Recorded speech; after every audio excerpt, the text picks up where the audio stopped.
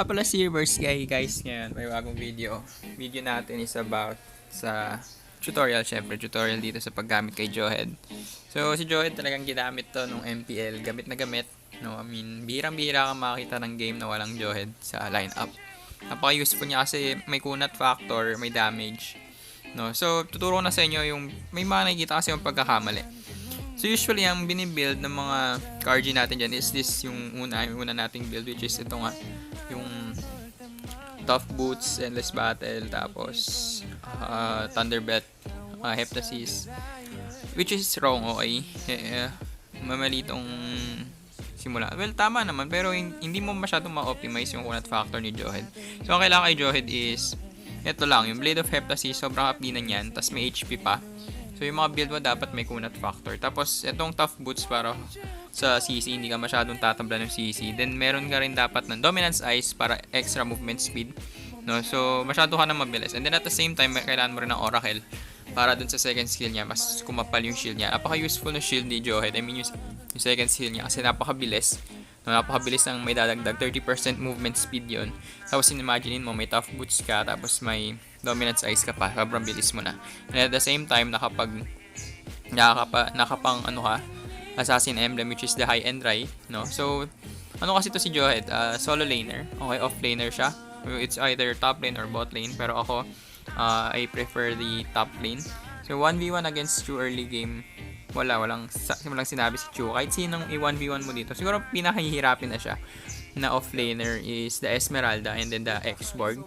Pero still, pero dun sa dalawang yon, kung 1v1 lang, early game, talagang malakas to si Jawhead. Imagine mo yung ano niya, yung tawag dun, yung first skill niya.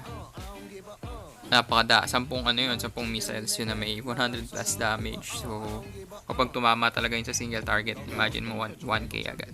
So, pili tayo na mabagal na hero para may pakita ko sa inyo kung paano balibag. Kasi kapag yung Zilong baka tumakbo lang yan. So, sino ba yung mabagal dito? Yung walang blink. Halos lahat na ng hero kasi may blinkan si Angela. Yan. Wag Purify. May retry natin siya. Okay, so turo lang sa inyo yung basic combo. Usually kasi ginagawa ko dito talaga is second skill and then ultimate, no? Tas first skill.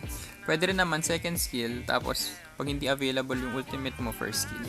No, pwedeng pan last hit na rin kasi ultimate. So ina-unlock ko una usually is the first skill, pero max level na natin siya para makita ninyo kung paano ginagawa. Very basic lang itong gamitin, to be honest. Medyo hihirapin ka lang. Although kung ititingnan nyo yung ano ko, yung profile ko, medyo mababa yung winning hydro, which is 48% lang. Kasi ngayon ko lang na-realize kung paano talaga i-optimize. Dito nyo, napakabilis doon. And take note, 5 bullets pa. Bilis pa ng cooldown, wala pa akong ka-item. Makikita nyo yan, oh. Palibag nyo siya dyan. And then, pwede yung i-optimize yung first skill. Sure kill na agad, no? So napakabilis, instant kill agad. Talagang pwede rin na yung sinabi ko na second skill ultimate kapag may blink yung kalaban para ma-knockback. Pero usually yung ginagawa ko rin is the first skill. So bakit hindi na kailangan ng endless battle? So para ma-optimize mo yung skills nito ni Jawhead, kailangan mo kumatay ka lang, mag-last hit ka lang ng mga creeps. For example, ayan, no, malaki na yung heal niyan, and pwede mo namang kunin, no? Pwede mo namang kunin yung mga repolyo kapag hindi naman kailangan. Kung makikita nyo, walang silbi yan. I mean, ayan, no? Tapos kapag nilock target mo siya, di ba? Makakawala ka dun sa crowd control. So, very easy siya gamitin. Instant kill.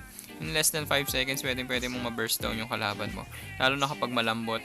Instant pick din, and then at the same time kapag binalibag mo kasi yan mga RG, kapag binalibag mo siya may stun siya, no, ng mga 1 second. So very useful na yung 1 second din. Okay, so minsan nagkakamali lang din talaga ako sa pagbalibag, no, pero it takes time naman para ma-master yung pagbabalibag na yan. So try natin na cooldown.